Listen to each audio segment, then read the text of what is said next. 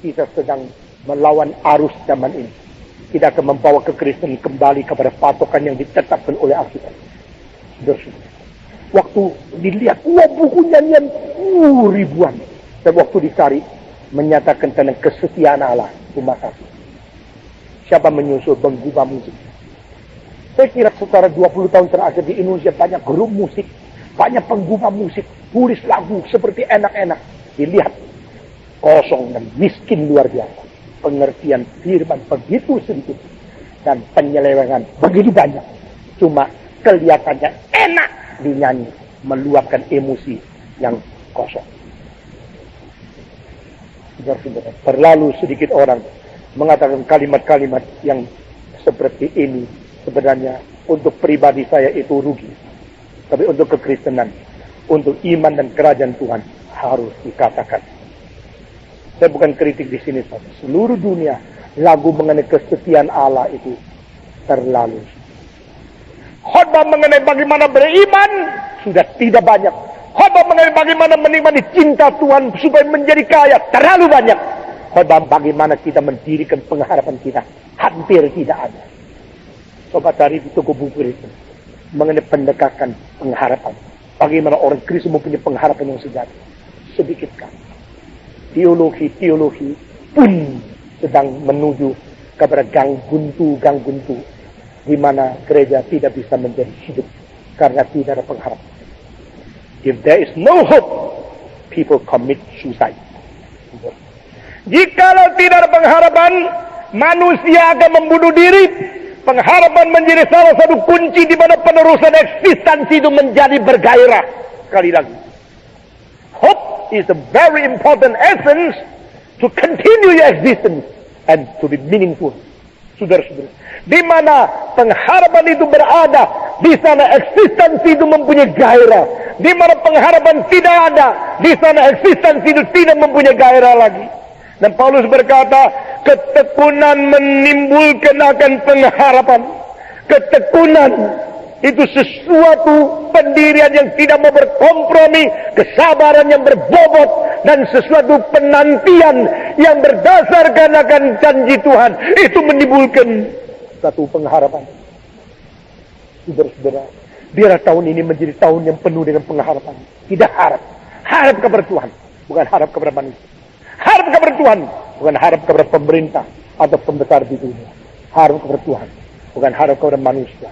Karena begitu banyak orang akan mengecewakan kita. Tetapi Tuhan tidak. Dengan janjinya, dengan kesetiaannya, dengan jujurnya, dengan kebenaran Tuhan, dia pegang teguh. 100 tahun yang lalu, seorang Adi Kierkegaard dari Denmark mengatakan satu kalimat. If our hope is not toward the eternity, we are more pitiful than the sinful person on the earth. Jikalau pengharapan kita bukan menuju pada kekekalan, jikalau pengharapan kita hanya di dalam dunia ini, kita lebih kasihan dari mereka orang di dunia yang berdosa, yang tidak mengenal Tuhan. Saudara-saudara, puji Tuhan, tidak berpengharapan ke sana. Di sana, seberang sana, ada janji, ada kesetiaan Tuhan, ada kesejatian yang tidak luntur, yang mengikat dan menarik kita pada pengharapan. Pengharapan dari mana? Pengharapan dari kesetiaan Tuhan. Pengharapan dari firman Tuhan. Pengharapan dari iman di dalamnya. Pengharapan daripada segala janji Tuhan. Pengharapan timbul daripada secara praktis ketekunan di dalam hidup beriman kepada Tuhan. Puji Tuhan. Orang beriman kepada Tuhan, kadang-kadang dia mengalami gelombang yang besar. Orang yang beriman kepada Tuhan kadang-kadang seperti digeletakkan, tidak digobris, atau tidak dipelihara yang khusus oleh Tuhan. Sehingga orang-orang dipimpin oleh Tuhan, kadang-kadang seolah-olah tidak lagi melihat tangan Tuhan sedang memimpin. Tidak melihat lagi matahari sedang bercahaya. Saudara-saudara, jangan engkau hidup di bawah awan. Hiduplah di atas awan.